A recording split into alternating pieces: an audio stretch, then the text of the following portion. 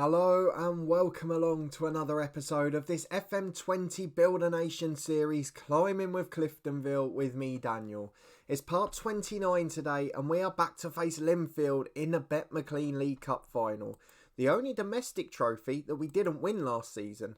So a chance for us to complete the set as a club. Cliftonville won it 4 times in a row in the early 2010s, but now have gone 5 seasons without. And after Ballymena and Institute being surprise winners in the first 2 years, we're looking to add our own trophy to the cabinet. So that is the first of today's episode. And then, in the second of the doubleheader, we play Oostende, a side that's familiar on the channel from our Europa League playoff round just a few months ago when this was all a dream. And now we're in the last 32 of the Europa Conference, and we are facing the Belgian side yet again. Still all greyed out, still better than us on paper.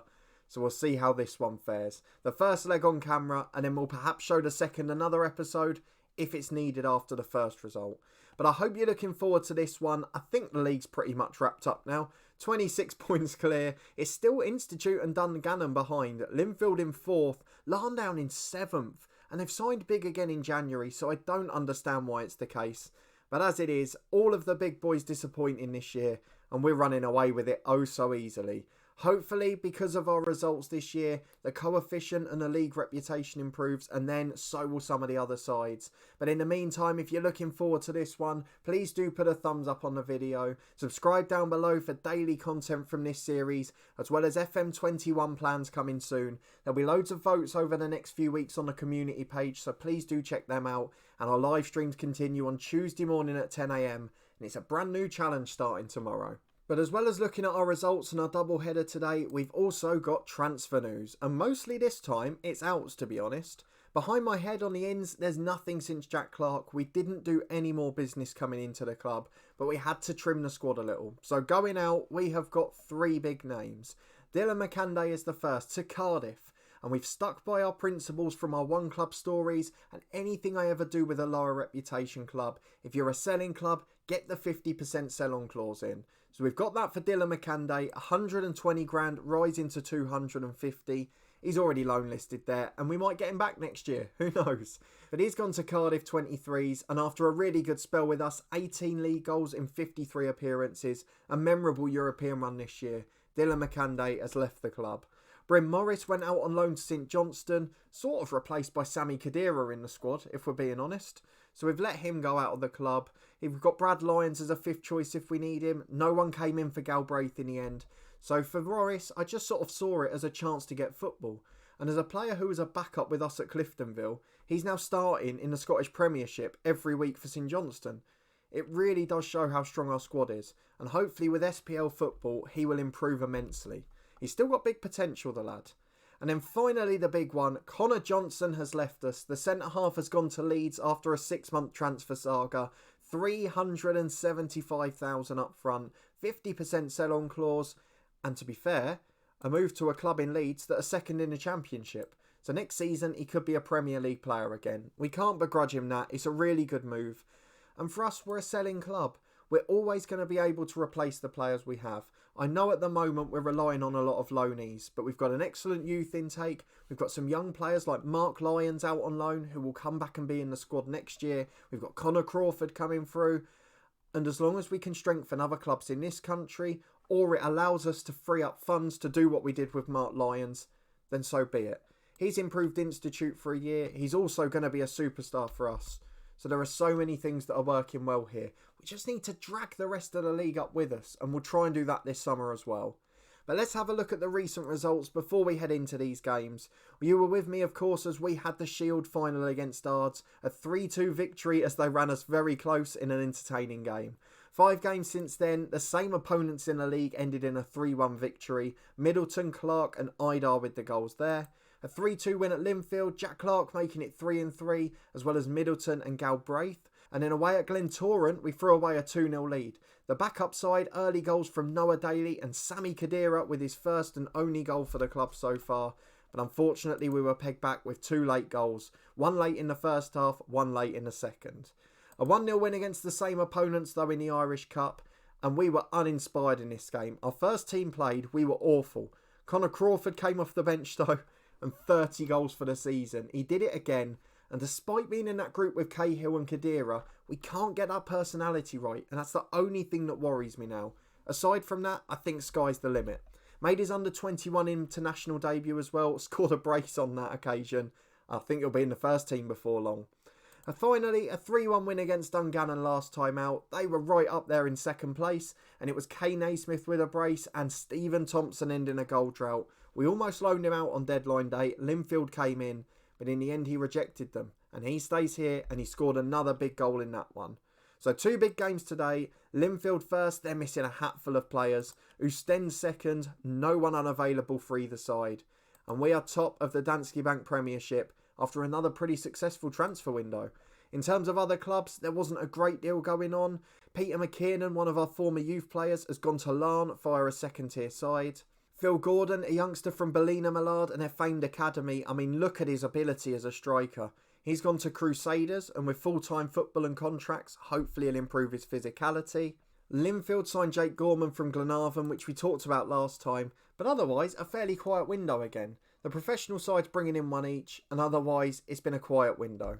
So let's go and get into the first of today's game, a chance to complete the clean sweep with Northern Irish domestic trophies. The League Cup Final at a sold-out Solitude, as it's Linfield v Cliftonville. We've got our first 11 available, and they are all in today. And because of players leaving, it actually features 9 loan players now, something we have to resolve for next year. But Shotton's come in for Johnson, who left the club, Jack Clark the same for Dylan McCanday, but otherwise it's the squad that you know and love by now. Sammy Khedira on the bench, Tyreek Mitchell just missing out, and a chance to win a League Cup final. So that's your 11, you're used to it by now.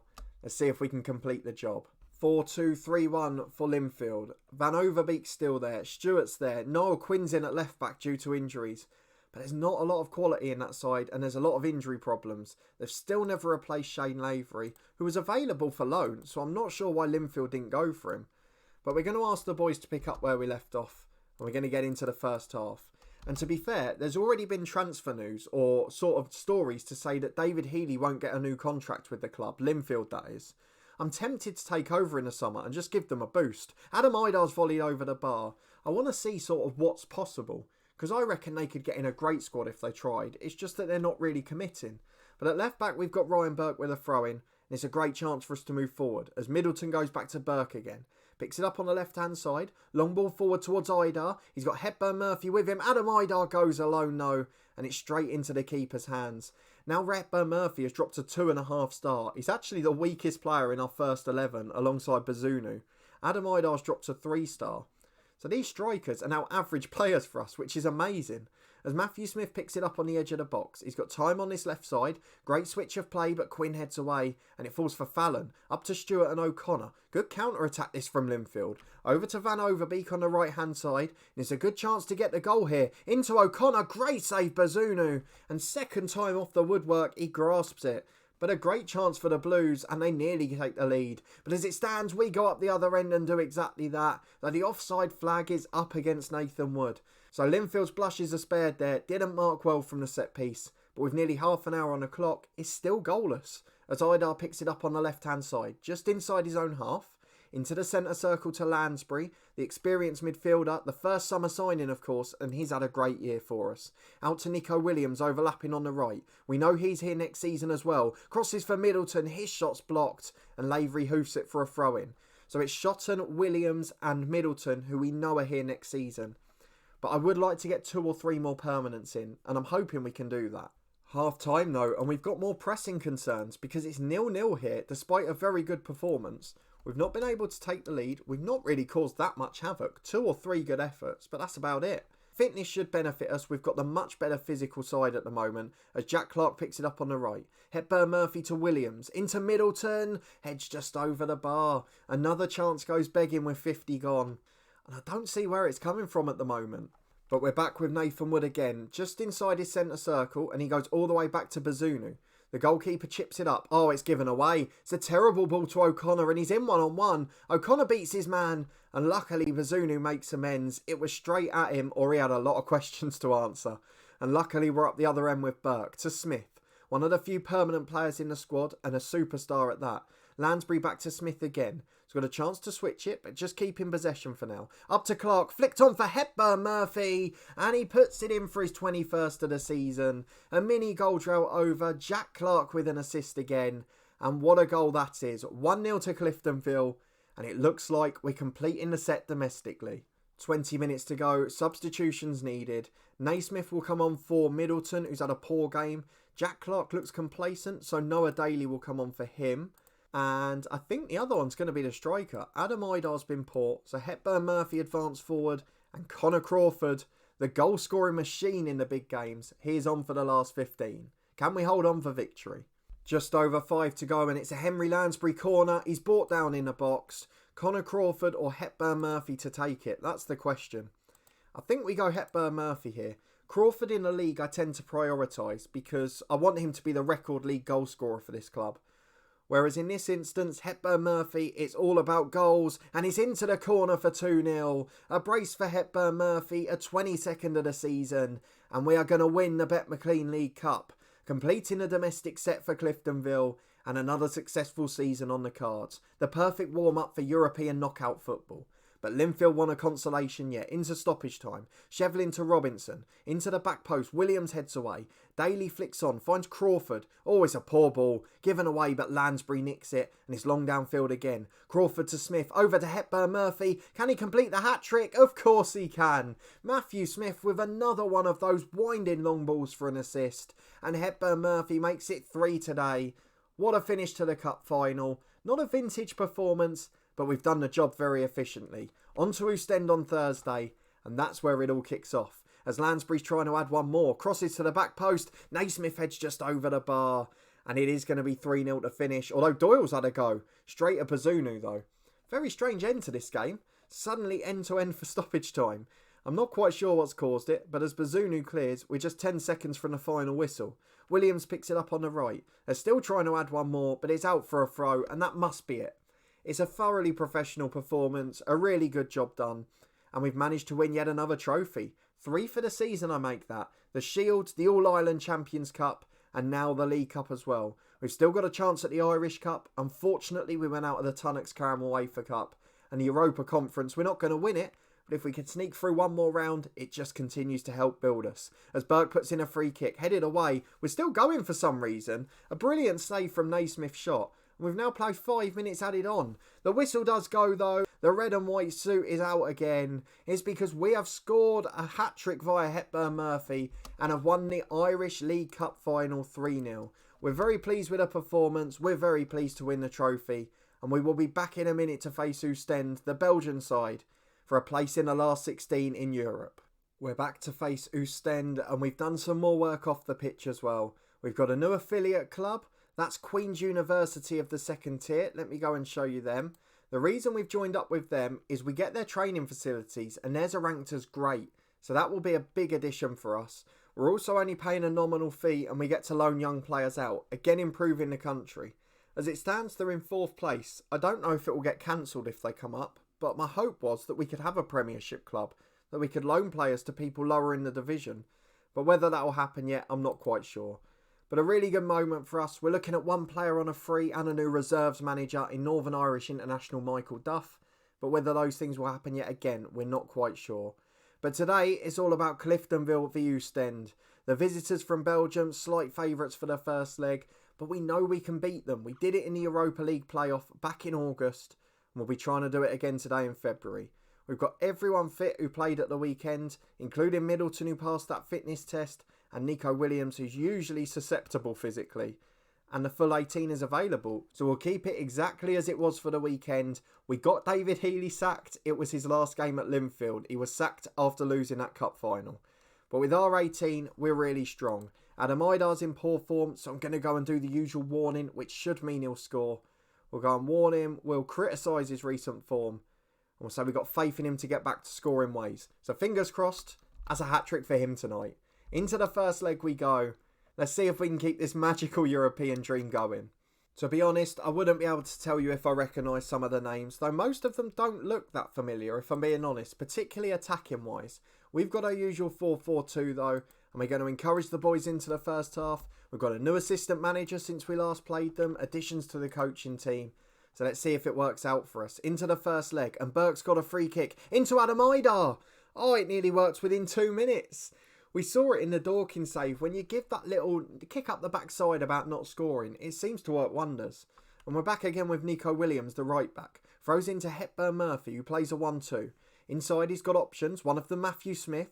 Chance to go left if he wants to. Finds Middleton, and it's just wide of the post. A really good start for Cliftonville, but we need that goal to loosen things up. 10 minutes gone, still goalless.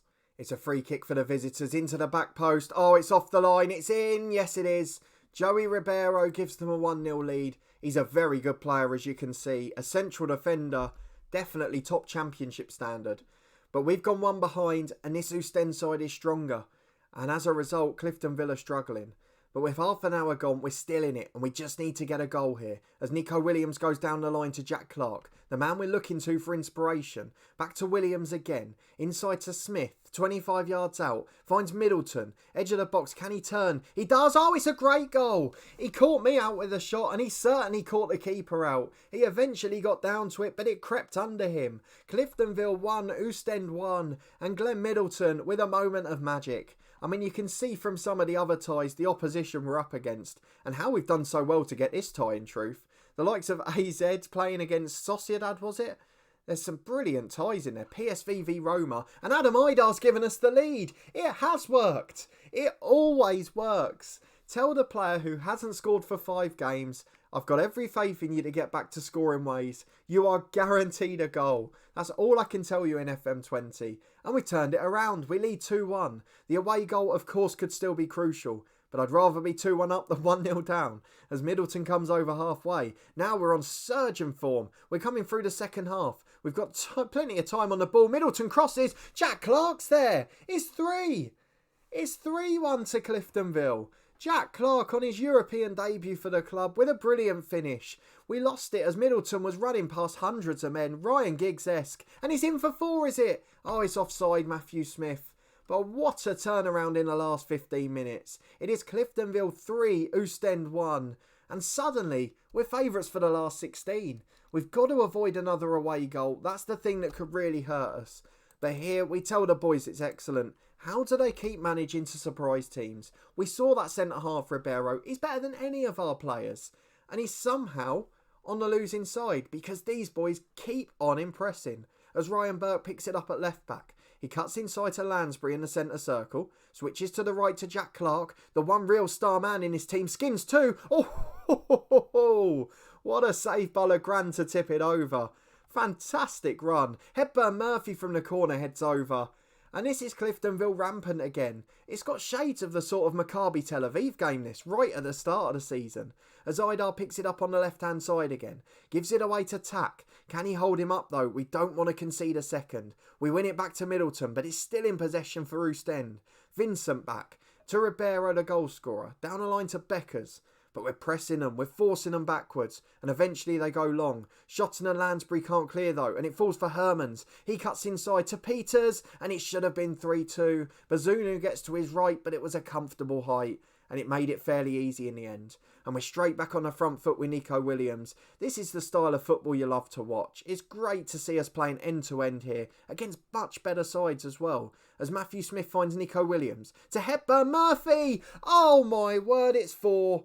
Cliftonville 4, Oostende 1. And I think we're going to the last 16.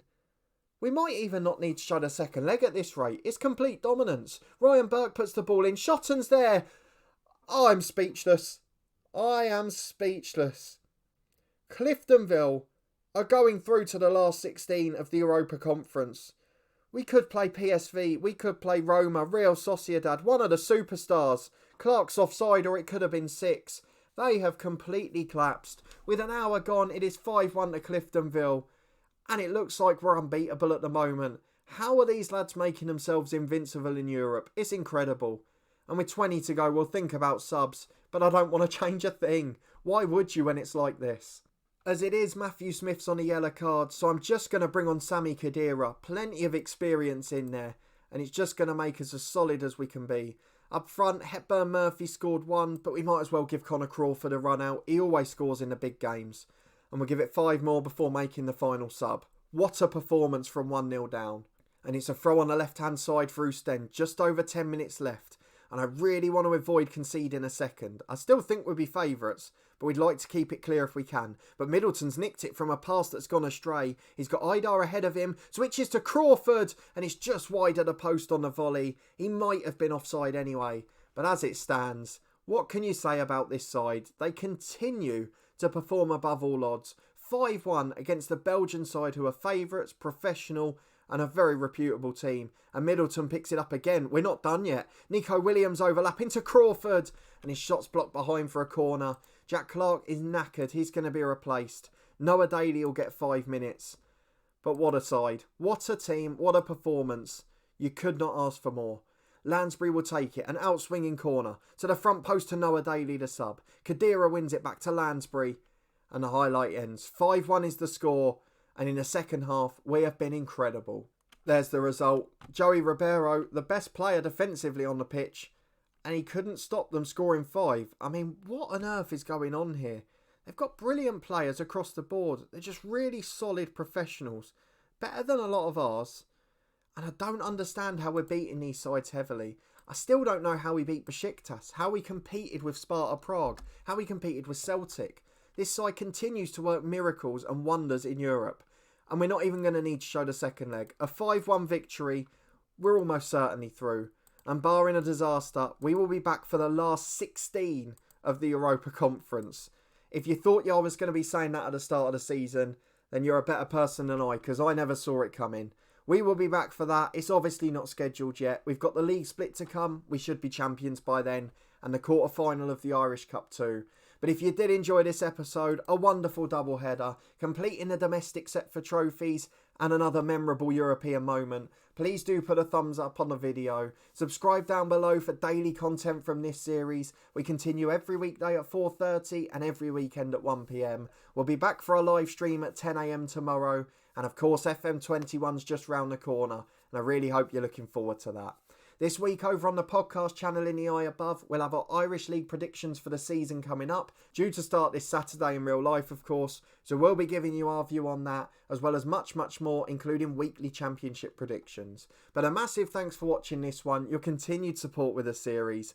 It's still absolutely miraculous. I don't know what to say. I hope to see you next time for the last 16. And I'd love to get a big boy, just to complete a brilliant season.